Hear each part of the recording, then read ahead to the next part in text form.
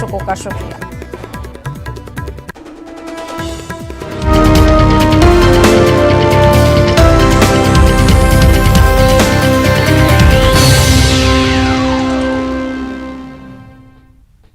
नमस्कार, हमर छत्तीसगढ़ देख रहे हैं आप और मैं हूं आपके साथ अवंतिका श्रीवास्तव। छत्तीसगढ़ से जुड़ी हर खबर आपके साथ साझा करेंगे, लेकिन उससे पहले राजस्थान की चर्चा कर लेते हैं।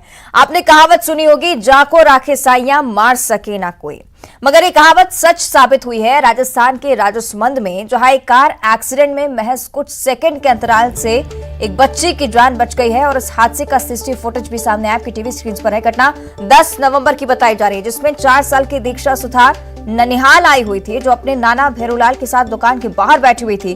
तभी एक बेकाबू स्पीड से आई स्विफ्ट कार उनकी अल्टो पर चढ़ जाती है, जिसको देखकर लड़की सदमे में आ जाती है। लेकिन खास बात यह है कि हादसे से महज कुछ सेकंड पहले ही बच्ची कार से निकल गई थी। भैरूलाल ने बताया कि ड्राइवर नाथद्वारा का था, जो कि शराब के नशे में था और उसकी कार की स्पीड 120 किलोमीटर प्रति घंटे की रफ्तार से थी और हादसे के बाद मौके से वो भाग निकला। उन्होंने बताया कि इस मामले को लेकर किसी तरह की थाने में रिपोर्ट दर्ज नहीं करवाई गई है, लेकिन तस्वीरें देखिए, बेहद ही हैरान कर देने वाला मामला।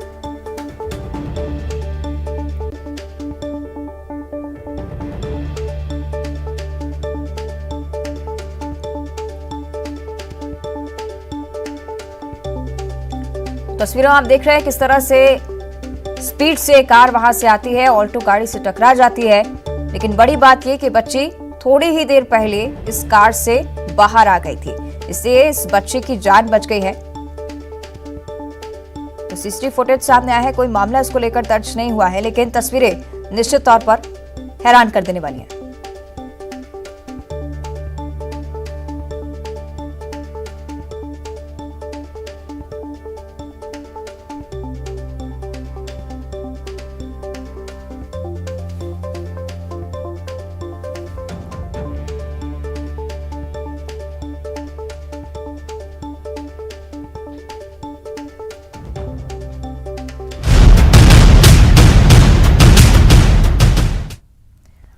और अब बात कर लेते हैं छत्तीसगढ़ विधानसभा की विशेष सत्र। आज दूसरा दिन इस सत्र का है। आदिवासी के आरक्षण पर विधानसभा में आज इस सत्र में चर्चा होनी है। आज विशेष सत्र में आरक्षण संशोधन विधेयक पेश होगा। संशोधन विधेयक में आदिवासियों के 32% आरक्षण का प्रावधान है। एससी 13%, ओबीसी 27%, ईडब्ल्यूएस को 4% रिजर्वेशन है।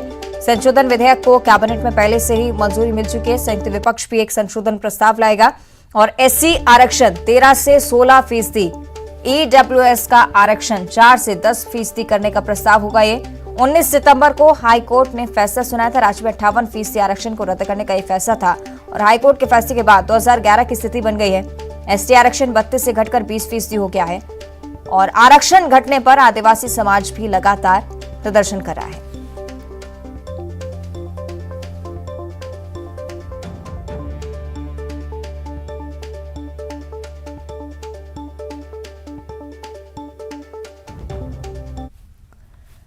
तो सभी की नजर आज छत्तीसगढ़ विधानसभा के विशेष सत्र पर है, क्योंकि आज दूसरा दिन है और खुद मुख्यमंत्री भूपेश बघेल आज अनुपूरक बजट भी पेश करेंगे। वित्तीय वर्ष 2022 से 23 के लिए अनुपूरक बजट पेश किया जाएगा। 24 को कैबिनेट में अनुपूरक बजट को मंजूरी दी गई थी, इसलिए बेहद ही खास दिन हो जाता है आज विशेष सत्र को लेकर। दूसरा दिन इस विशेष सत्र का आरक्षण के मुद्दे पर तो चर्चा है ही, साथ ही साथ अनुपूरक बजट भी सीएम भूपेश बघेल आज इस सत्र में पेश करने वाले हैं।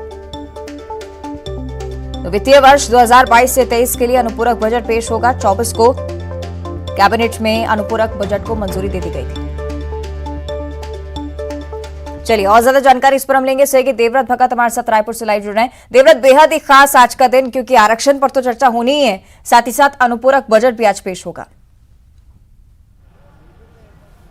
जी, खास दिन इसलिए क्योंकि एक तरह से नया अध्याय छत्तीसगढ़ में आरक्षण की स्थिति को लेकर के जुड़ने वाला है और ये विधेयक जैसे ही पास होगा उसके बाद से जो आरक्षण का प्रतिशत है वो अलग हो जाएगा और इसका इंतजार केवल छत्तीसगढ़ की जनता के साथ ही साथ वो छात्र भी कर रहे हैं, वो ऐसे अभ्यर्थी भी कर रहे हैं जो इस वक्त कॉम्पिटिटिव एग्जाम की तैयारी कर रहे हैं कि आखिर आरक्षण का किस तरह का रोस्टर तैयार होगा जिसके अनुरूप वो उनकी नियुक्ति होगी या आने वाले समय में संभावनाएं बढ़ेगी, क्योंकि आरक्षण को लेकर के ही ये विशेष सत्र बुलाया गया है और आने वाले दिनों में भानु प्रतापपुर का उपचुनाव है और इस दौरान भी सबसे बड़ा जो मुद्दा खड़ा हुआ वो आरक्षण का ही खड़ा हुआ। खासकर जो बात चल रही थी आदिवासी आरक्षण को लेकर के हो रही थी और आज ये विधेयक जो है वो सदन में पेश होने जा रहा है। सत्ता पक्ष की पूरी तैयारी है कि आदिवासी आरक्षण जो है वो प्रदेश में 32% किया जाए, 27% ओबीसी वर्ग के लिए, 13% जो आरक्षण है वो एससी वर्ग के लिए और सामान्य वर्ग के जो ईडब्ल्यूएस के गरीब हैं उनके लिए 4% आरक्षण जो है वो रखा गया है। और यही जो प्रस्ताव है वो एक तरह से तैयार किया गया है जिस पर कैबिनेट की मुहर लग गई है और अब मुहर लगेगी सदन में और सदन में प्रस्ताव पास होगा। उसके बाद ये राज्यपाल के पास जाएगा और राज्यपाल ने भी एक तरह से पहले से ही अपनी सहमति दे दी है कि जो विधेयक आएगा उस पर मैं तुरंत हस्ताक्षर करूंगी। रही बात विपक्ष की तैयारी की, तो विपक्ष ने भी यहां पर अपना दांव खेल दिया है। दांव कुछ इस तरह से कि जो आदिवासी आरक्षण है उसका प्रतिशत तो 32 रहेगी, लेकिन साथ ही साथ जो एससी वर्ग है उसका आरक्षण प्रतिशत 13 से बढ़ा करके 16% कर दिया जाए और जो सामान्य वर्ग के गरीब हैं उनके लिए आरक्षण प्रतिशत 4% से बढ़ा करके 10% किया जाए। तो एक तरह से संयुक्त जो विपक्ष है यानी कि बसपा जेसीसीजे के साथ बीजेपी एक तरह से मुखर होकर के सदन में दिखाई देगी और इस अब पूरे मसले को लेकर के हंगामे के भी आसार है। आज सत्र का दूसरा दिन है, अनुपूरक बजट भी पेश हो रहा है। तो कुल मिलाकर के आरक्षण और अनुपूरक दोनों ही बड़े ऐसे मसले हैं जिनको लेकर के आज सदन में चर्चा होगी। चर्चा के साथ साथ हंगामे के भी आसार हैं और एक तरह से प्रदेशवासियों की भी नजर आज इस पर जमी रहेगी कि आखिर आने वाले दिनों में उनको आरक्षण का कैसा खाका तैयार मिलता है और जो अब तक एक तरह से अघोषित तौर पे नियुक्तियों पर रोक लगी हुई थी वो कितनी जल्दी बहाल हो पाती है। जी बिल्कुल देवव्रत, अगर छत्तीसगढ़ विधानसभा की बात की जाए तो कांग्रेस की सरकार जो है वो अच्छी खासी बहुमत पर है और माना जा सकता है कि विधेयक यहां से अगर पास हो जाता है तो आगे क्या प्रक्रिया रहेगी इस बारे में भी जानकारी, साथ ही साथ जो अनुपूरक बजट पेश हो रहा है आज उसको लेकर कौन कौन सी खास बातें हैं? जी, सरकार इस बात को बखूबी जानती है कि प्रदेश में अगर सत्ता की चाबी चाहिए तो उसके लिए आदिवासियों को उनके पक्ष में आना होगा। फिलहाल आदिवासी समुदाय जो है आरक्षण के मसले पर नाराज चल रहा है और आने वाले एक साल में चुनाव है, लिहाजा सरकार ये नहीं चाहेगी कि किसी भी वर्ग की नाराजगी उनको झेलनी पड़े और इसलिए ये आरक्षण का जो नया चार्ट है वो तैयार किया गया है, नई रूपरेखा तैयार की गई है और उसी आधार पर अब प्रदेशवासियों को आरक्षण मिलेगा। तो एक तरह से ये बड़ी बात है, सत्ता पक्ष की तरफ से भी ये पूरी तैयारी है। हालांकि आने वाले दिनों में भानु प्रतापपुर का तो चुनाव है ही, लेकिन बड़े बहुमत के साथ, क्योंकि 2018 में कांग्रेस आई थी, इसलिए ये कोशिश रहेगी कि इस मुद्दे को भी आने वाले चुनाव में अपनी उपलब्धि के तौर पर गिनाया जाए, क्योंकि हाईकोर्ट के द्वारा एक तरह से इस आरक्षण पर रोक लगाई गई थी, आदिवासी आरक्षण पर। अगर सरकार इस आरक्षण को पूर्ववत बहाल कर देती है और साथ ही साथ इस आरक्षण को लागू करती है, तब निश्चित तौर पर सरकार जो है इसको अपनी उपलब्धि के तौर पर गिनाएगी और आने वाले दिनों में इसे सियासी नफा नुकसान के साथ भी जोड़कर देखा जा सकता है। बिल्कुल बिल्कुल, देखना होगा आज देवव्रत क्या कुछ होता है। फिलहाल शुक्रिया आपका इस पूरी जानकारी के लिए। तो आरक्षण विधेयक पर चर्चा और सरकार की तरफ से यही प्रयास रहेगा कि वो पास हो और अब सभी की निगाहें आज इस विशेष सत्र पर।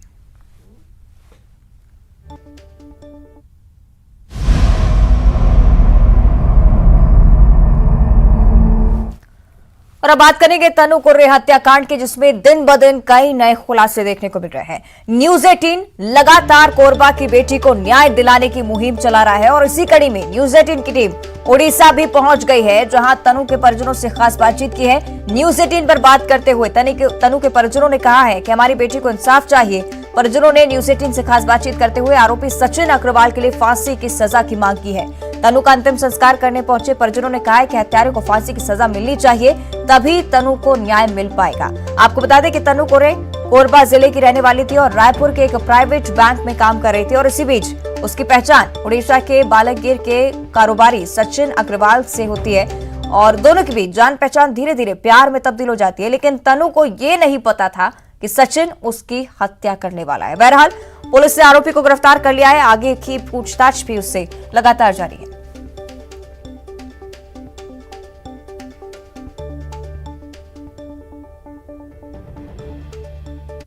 तारीख को बताया कि मेरे पास है करके, तो हम लोग बोले उसे ला दीजिए, हम लोग जो बोलेंगे वही करेंगे। उसके बाद उसने हाँ हाँ बोला, हम लोग को हाँ हाँ बोलते बोलते उसने हम लोग को वैसे ही 3-4 दिन खींच दिया। उसके बाद जब हम लोग को पता चला कि बलंगीर से कोई लाश मिली है जली हुई करके, तो हम लोग थाना वाले से पूछे, थाना वाले ने बताया कि ऐसा ऐसा है करके। फिर हम लोग यहाँ आए, यहाँ आने से पता चला हम लोग को है। कभी कि आप देख ही रहे हैं न्यूज़ कंटिन्यू, ठीक है, घटना को रोक नहीं पा रहे हैं। बलांगीर पुलिस से आपका क्या उम्मीद है? बलांगीर यही दरख्वास्त करेंगे कि उसको जल्दी फांसी दे, ठीक है, केस खत्म करे और हमको न्याय मिले, ठीक है। तो आप देख रहे हैं किस तरह से परिजन लगातार गुहार लगा रहे हैं न्याय की और लगातार यही कह रहे हैं कि तनु कुर्रे को तभी इंसाफ मिलेगा जब आरोपी को फांसी दी जाएगी, यानी कि सख्त से सख्त सजा इस आरोपी को होनी चाहिए। आपको बता दें कि आरोपी की गिरफ्तारी हो चुकी है, पूछताछ उससे की जा रही है, लेकिन अब जो कि उड़ीसा का मामला था, इससे उड़ीसा पुलिस की तरफ से अब इस पूरे मसले पर कार्रवाई की जाएगी। लेकिन लगातार परिजनों की भी यही गुहार है कि जल्द से जल्द इस आरोपी को फांसी की सजा हो। हालांकि उनकी मांग पर किस तरह से अब उन्हें जस्टिस मिलता है, न्याय मिलता है, उसको लेकर भी चर्चा का विषय रहेगा। लेकिन एक सोची समझी साजिश किस तरह से श्रद्धा मर्डर केस में हुआ, इसमें भी उसी तरह से इस युवती की हत्या होती है, उसके बाद उसके शव को जला दिया जाता है। परिजनों को ये आरोपी लगातार गुमराह कर रहा था, कुछ भी बयान देने से बचता हुआ हर बार ही वो नजर आया। और साथ ही साथ ये भी जानकारी कि जब पुलिस गिरफ्तारी के लिए वहां पर पहुंची तो कोलकाता भागने के फिराक में आरोपी था, लेकिन पुलिस की सतर्कता के चलते इस आरोपी को पहले ही धर दबोचा गया और अब फिलहाल पूछताछ उससे की जा रही है। और अब न्याय की मांग को लेकर भी परिजन लगातार अपनी आवाज उठा रहे हैं। न्यूज़ 18 की टीम भी जब उड़ीसा पहुंची, इस युवती का अंतिम संस्कार वहां पर किया गया, लेकिन निश्चित तौर पर परिजनों की तरफ से यही गुहार कि जल्द से जल्द इस आरोपी को फांसी दी जाए।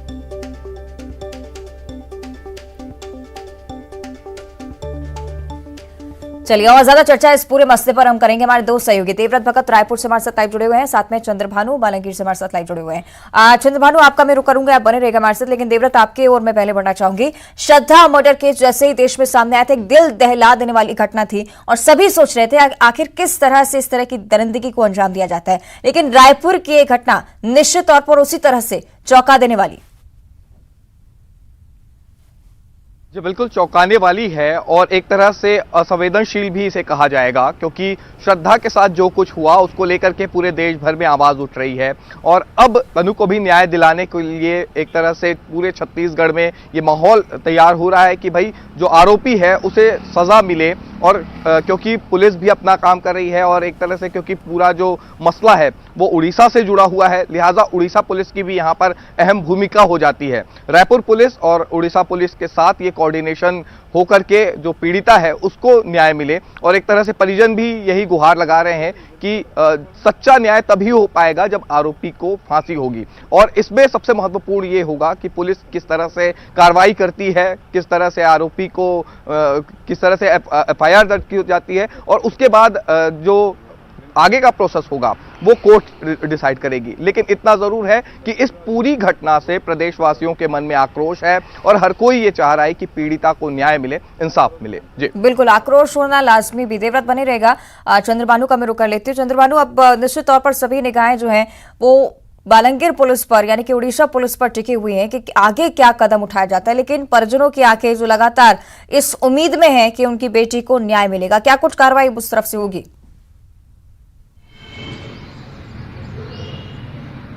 देखिए अवंतिका, पहले में आपकी जो सबसे बड़ी खबर है, सचिन के दोस्त जो है सूरज अग्रवाल को कल रात को कांटामांझी पुलिस ने गिरफ्तार कर लिया है। उनके यहाँ से एक इलीगल आर्म्स जो बंदूक है वो मिला है। अभी पुलिस की पूछताछ चल रही है। सूरज अग्रवाल और सचिन अग्रवाल दोनों को आमने सामने बैठाएंगे और क्या वो बंदूक उसी मर्डर केस में यूज हुआ था या नहीं, उसका भी खुलासा होगा। साथों साथ मैं बोल दूं कि 21 तारीख से जैसे मिसिंग हुआ है, ये हर एक घटना एक एक कड़ी जोड़ेंगे, जोड़ने के बाद ही उनको कोर्ट में दिया जाएगा। तो अभी की बात यह है कि उसको फायरिंग हुआ है या कौन सी वेपन यूज हुआ है, वो सारी चीज अभी पूछताछ चल रही है। लेकिन अभी की जो बड़ी खबर है, सचिन के साथ सूरज अग्रवाल भी गिरफ्तार हुआ है। यहाँ और एक बात है, जिस कार की हम लोग बात कर रहे हैं, जिसमें उसको लाया गया है, वो कार अभी तक मिला नहीं है। तो ये हर एक चीज को पुलिस अभी पूछताछ कर रही है, इंक्वायरी चल रहा है। लेकिन एक एक चीज धीरे धीरे खुलासा हो रहा है। लेकिन अभी तक मर्डर की मोटिव पूरी पता नहीं चल रहा है। लेकिन सचिन अग्रवाल ही उसको मर्डर किया है और उनको साथ में जो वेपन यूज हुआ है शायद वो वेपन सूरज अग्रवाल के पास में बरामद हुआ है और सूरज अग्रवाल अभी कांटाबांजी पुलिस की गिरफ्तार में है।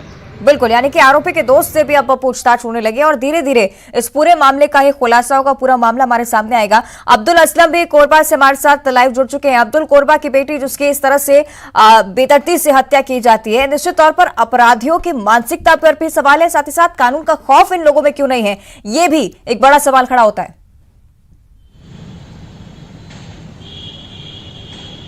ये बिल्कुल ठीक कहा आपने। जिस तरीके से निर्मम हत्या तनु कुर्रे की गई और उसके बाद उसकी लाश को पेट्रोल डालकर जला दिया गया और वो लाश जो है बलांगीर के जंगल में मिली और पुलिस इस पूरे मामले में छत्तीसगढ़ रायपुर की पुलिस मामले में बलांगीर गई हुई थी और वहाँ से आरोपी जो है वो आरोपी और उसके साथी को भी हिरासत में गिरफ्तार किया गया है। और इसको लेकर यहाँ जो कोरबा की अगर बात करें तो कोरबा में जो परिजन है वो सदमे में है और पूरा इलाका जो है उनके घर का हमने मुआयना किया है और उनके परिजनों से भी हमने बात की है। तो उनके भाई का कहना है कि चूंकि लाश जो है क्षत विक्षत हो चुकी थी जिसके कारण उसे लाना संभव नहीं था, इसलिए वहीं उनका तनु कुर्रे का अंतिम संस्कार किया गया। ठीक है, शुक्रिया आपका अब्दुल इस पूरी जानकारी के लिए। चंद्रभानु, आपका भी बहुत बहुत धन्यवाद। देवव्रत, आप बने रहेगा हमारे साथ, आगे भी आपसे हम चर्चा करेंगे और न्यूज 18 की मुहिम भी लगातार जारी है कि तनु कुर्रे को न्याय मिल सके। आगे बढ़ते, रायपुर से एक बड़ी खबर है। तेंदुपत्ता संग्राहकों को राशि का वितरण आज किया जाना है। सीएम हितग्राहियों और छात्र छात्राओं को राशि का वितरण करेंगे। सीएम भूपेश बघेल बिलासपुर और अंबिकापुर में सी मार्ट का भी शुभारंभ आज करने वाले हैं। कई सारे खास कार्यक्रम जो कि छत्तीसगढ़ में आज आयोजित किए जा रहे हैं। तेंदुपत्ता संग्राहकों के लिए खास कार्यक्रम जिसमें राशि का वितरण होगा, साथ ही साथ सी मार्ट का भी सीएम शुभारंभ करेंगे।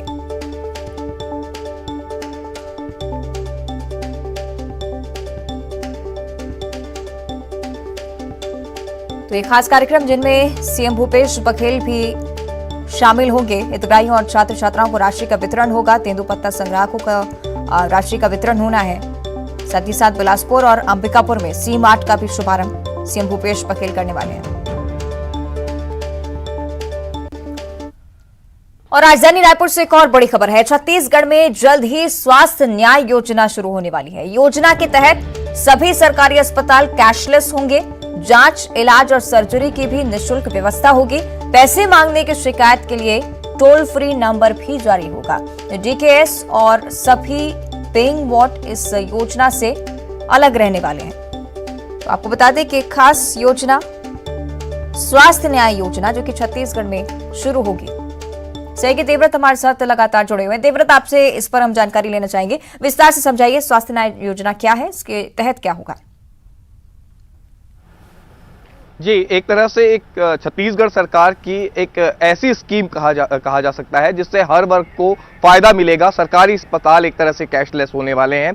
तो ये स्कीम कुछ इस तरह से डिजाइन की गई है कि प्रदेश में जितने भी सरकारी अस्पताल है वहां पर अगर आप कोई जांच कराते हैं और जांच के बाद कई तरह की सर्जरी होती है तब उसका एक तरह से भुगतान किया जाता है। और कई गरीब ऐसे मरीज होते हैं जिनके पास आयुष्मान कार्ड भी नहीं होता है। तब ऐसी स्थिति में पूरी तरह से जो सरकारी अस्पताल होंगे वो कैशलेस होंगे। और अभी तक के जितनी भी योजनाएं आई हैं वो एक तरह से न्याय योजना के रूप में ही छत्तीसगढ़ सरकार ने निकाली है। और अब हेल्थ की तरफ यहां पर फोकस किया जा रहा है। और स्वास्थ्य की जो सुरक्षा होती है वो सबसे ज्यादा व्यक्ति को होती है, क्योंकि सबसे ज्यादा जो कहा जाता है कि लोगों का खर्च होता है वो एजुकेशन और हेल्थ में ही होता है। और जब हेल्थ पर ही पूरी तरह से फोकस करके सरकार ये योजना लाए तो निश्चित तौर पे जनहितैषी तो साबित होगी ही, लेकिन गरीबों के लिए, मध्यम वर्ग के लोगों के लिए जिनके पास सर्जरी के लिए पैसे नहीं होते, जांच के लिए पैसे नहीं होते, उन लोगों के लिए एक तरह से ये योजना वरदान साबित हो सकती है। फिलहाल ये अभी शुरुआती चरण है जिसमें एक तरह से जो पूरी योजना जो डिजाइन की गई है उसको एक तरह से पायलट प्रोजेक्ट के रूप में लाया जाएगा और उसके बाद इस पूरे स्कीम को एक तरह से बड़े रूप में तैयार करके पूरे प्रदेश के जितने भी सरकारी अस्पताल हैं उनको कैशलेस बनाया जाएगा। कैशलेस होने से सभी मरीजों को फायदा एक तरह से मिलने वाला है, क्योंकि आप अस्पताल आइए, पर्ची कटाइए और उसके बाद पूरी इलाज की जिम्मेदारी सरकारी अस्पताल की, वहां के डॉक्टरों की, वहां के विशेषज्ञों की। तो निश्चित तौर पे हेल्थ पे फोकस करते हुए गवर्नमेंट ने ये पूरी स्कीम डिजाइन की है और आने वाले दिनों में इसे जल्द लॉन्च करने की भी तैयारी है। जी चलिए देखना होगा क्या कुछ लाभ इसका जनता को सीधे मिलता है। फिलहाल शुक्रिया आपका देवव्रत इस पूरी जानकारी के लिए। आगे बढ़ते हैं, अब रायपुर से बड़ी खबर है। डीजीपी को नोटिस जारी हुआ है। अशोक जुनेजा से 4 सप्ताह के भीतर जवाब मांगा गया है। राष्ट्रीय मानव अधिकार आयोग ने जवाब मांगा और बिलासपुर के युवक आत्महत्या मामले में यह जवाब मांगा गया है। आयोग के सदस्य थाने का दौरा भी करेंगे। बिल्हा पुलिस पर मारपीट के गंभीर आरोप लगे हैं और इस पूरे मामले को लेकर अब अशोक जुनेजा से 4 सप्ताह के भीतर जवाब तलब किया गया। सही युगल हमारे साथ फोन लाइन पर जुड़ रहे हैं। युगल, क्या कुछ अपडेट इस पूरे मसले पर? जी देखिए, राष्ट्रीय मानवाधिकार आयोग है, उसने इस मामले को पूरा संज्ञान लिया है। स्वतः संज्ञान लेते हुए जो नोटिस जारी किया है छत्तीसगढ़ के जो डीजीपी हैं अशोक जुनेजा, और उन्हें 4 सप्ताह के भीतर जवाब देने को कहा है। साथ ही साथ इस बीच जो आयोग छत्तीसगढ़ के जो टीम है राज्य के अपने जो विशेष प्रतिवेदन उमेश कुमार जो शर्मा है वो बिलासपुर जिले जहां पर बिल्हा थाना क्षेत्र में घटना घटित हुई थी, मारपीट की कथित आरोप पुलिस पर लगे थे, उस मामले की जांच करेंगे। वहां पर वो जाएंगे और सीधा ये कहा गया है कि ये ठीक है, चलिए देखते हैं आगे क्या कुछ होता है इस मामले पर। शुक्रिया फिलहाल आपका इस जानकारी के लिए। और अब सूरजपुर से बड़ी खबर है। दुर्ग अंबिकापुर पैसेंजर ट्रेन में खराबी आ गई है। करंजी विश्रामपुर स्टेशन के बीच ट्रेन में खराबी आई है। 2 घंटे से यात्री परेशान हो रहे हैं। रेलवे की मेंटेनेंस टीम भी मौके पर पहुंच चुकी है। मेंटेनेंस का काम लगातार जारी।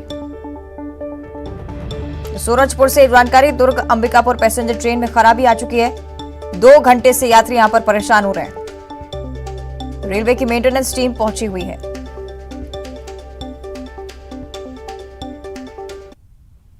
अब देखिए ब्रेकिंग टॉप 20।